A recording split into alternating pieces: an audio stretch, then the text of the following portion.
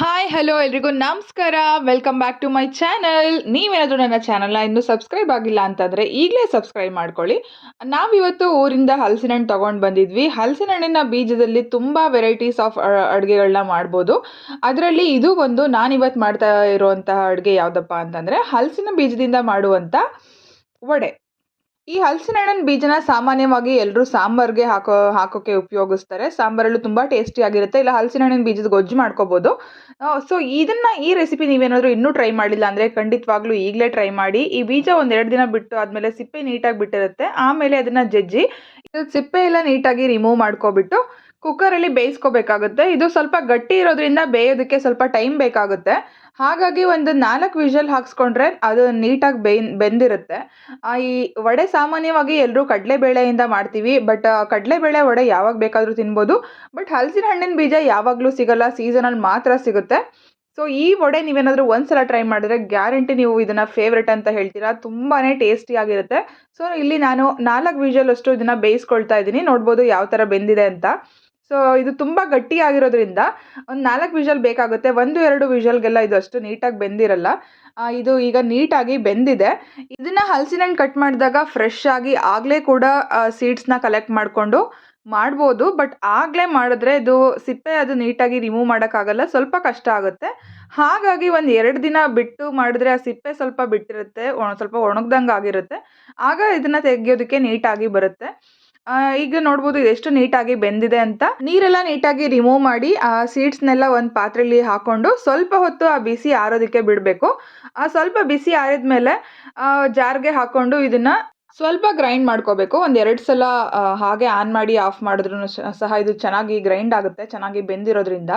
ಇದನ್ನು ಮಾಡೋದಕ್ಕೆ ಬೇಕಾಗಿರೋ ಇಂಗ್ರೀಡಿಯೆಂಟ್ಸ್ನ ನೋಡೋಣ. ಇಲ್ಲಿ ನಾನು ಸಣ್ಣದಾಗಿ ಕಟ್ ಮಾಡಿ ಇಟ್ಕೊಂಡಿರುವಂಥ ಈರುಳ್ಳಿ, ಕೊತ್ತಂಬರಿ ಸೊಪ್ಪು, ಸಬ್ಬಸಿಗೆ ಸೊಪ್ಪು ಹಾಗೂ ಹಸಿಮೆಣಸಿನ್ಕಾಯಿ ತೊಗೊಂಡಿದ್ದೀನಿ.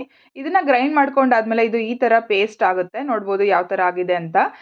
ಇಷ್ಟು ಇಂಗ್ರೀಡಿಯೆಂಟ್ಸ್ನ ಆನಿಯನ್ ಮತ್ತು ಕೊತ್ತಂಬರಿ ಸೊಪ್ಪು, ಸಬ್ಬಸಿಗೆ ಸೊಪ್ಪು, ಹಸಿಮೆಣಸಿನ್ಕಾಯಿ ಇಷ್ಟನ್ನು ಆ್ಯಡ್ ಮಾಡ್ಕೋಬೇಕು. ಈ ಸಬ್ಬಸಿಗೆ ಸೊಪ್ಪು ಹಾಕೋದ್ರಿಂದ ಟೇಸ್ಟ್ ಅಂತೂ ತುಂಬ ಚೆನ್ನಾಗಿ ಬರುತ್ತೆ.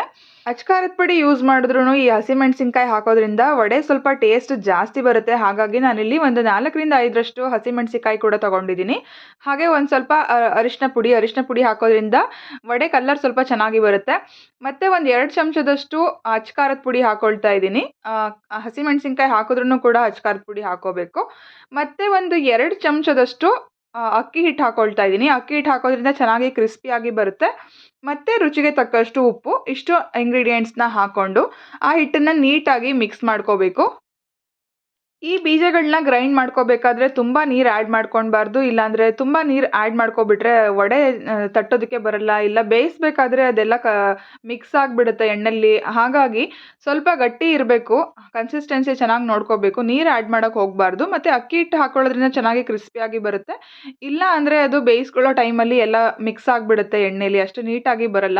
ಹೀಗೆ ಒಂದು ಕವರಲ್ಲಿ ಎಣ್ಣೆ ಸವರ್ಕೊಂಡು ಅದ್ರ ಮೇಲೆ ತಟ್ಟಿ ನೆಕ್ಸ್ಟ್ ಇಲ್ಲಿ ಬೇಯಿಸ್ಕೊಳ್ತಾ ಇದ್ದೀನಿ ನಾನು. ನೋಡ್ಬೋದು ಒಂದು ಮೀಡಿಯಮ್ ಫ್ಲೇಮಲ್ಲಿ ಬೇಯಿಸ್ಕೊಳ್ಳೋದ್ರಿಂದ ನೀಟಾಗಿ ಬರುತ್ತೆ. ಫುಲ್ ಹೈ ಫ್ಲೇಮ್ ಆಗಿಬಿಟ್ರೆ ಮೇಲ್ಗಡೆ ಸೀದೋಗ್ಬಿಡುತ್ತೆ, ಒಳಗಡೆ ಅಷ್ಟು ನೀಟಾಗಿ ಬೆಂದಿರಲ್ಲ. ಒಂದು ಮೀಡಿಯಮ್ ಫ್ಲೇಮಲ್ಲಿ ಬೇಯಿಸ್ಕೊಂಡ್ರೆ ಈ ಗರಿ ವಡೆ ರೆಡಿ ಆಗುತ್ತೆ. ಎಷ್ಟು ಚೆನ್ನಾಗಿ ಬಂದಿದೆ ಈ ವಡೆ ಅಂತ ನೋಡ್ಬೋದು. ತುಂಬಾ ಟೇಸ್ಟಿಯಾಗಿರುತ್ತೆ. ನೀವು ಒಂದ್ಸಲ ಟ್ರೈ ಮಾಡಿದ್ರೆ ನೀವು ಡೆಫಿನೆಟ್ಟಾಗಿ ಇನ್ನೊಂದು ಸಲ ಮಾಡ್ತೀರಾ, ಅಷ್ಟು ಟೇಸ್ಟಿಯಾಗಿರುತ್ತೆ. ನಮ್ಮ ಮನೇಲಂತೂ ಎಲ್ರಿಗೂ ತುಂಬ ಇಷ್ಟ ಆಯಿತು. ಎಲ್ಲರೂ ಸರ್ಪ್ರೈಸ್ ಆದರು, ಈ ಹಲಸಿನ ಬೀಜದಿಂದ ವಡೆ ಇಷ್ಟು ಚೆನ್ನಾಗಿ ಮಾಡ್ಬೋದಾ ಅಂತ. ನೀವು ಒಂದ್ಸಲ ಟ್ರೈ ಮಾಡಿ ನೋಡಿ. ನಿಮ್ಮ ಮನೇಲಿ ಮಕ್ಕಳಿಗೆ, ದೊಡ್ಡವ್ರಿಗೆ ಎಲ್ರಿಗೂ ಇಷ್ಟ ಆಗುತ್ತೆ. ನಾನು ಊಟಕ್ಕೆ ಮುದ್ದೆ ಮತ್ತು ಬೇಳೆ ಸಾಂಬಾರು ಮಾಡಿದ್ದೆ. ಸೀಸನ್ ಆಗಿರೋದ್ರಿಂದ ಸೈಡ್ಸ್ಗೆ ಮಾವಿನ ಹಣ್ಣಿತ್ತು ಹಾಗೂ ಈ ವಡೆನ ಹಾಕ್ಕೊಂಡು ಊಟ ಮಾಡಿದ್ವಿ. ಊಟ ತುಂಬ ಚೆನ್ನಾಗಿತ್ತು. ಈ ವಿಡಿಯೋ ನಿಮಗೆ ಇಷ್ಟ ಆಗಿದ್ರೆ ನನ್ನ ಚಾನಲ್ನ ಲೈಕ್ ಮಾಡಿ, ಶೇರ್ ಮಾಡಿ ಹಾಗೂ ಸಬ್ಸ್ಕ್ರೈಬ್ ಮಾಡೋದನ್ನು ಮರಿಬೇಡಿ. Thank you for watching.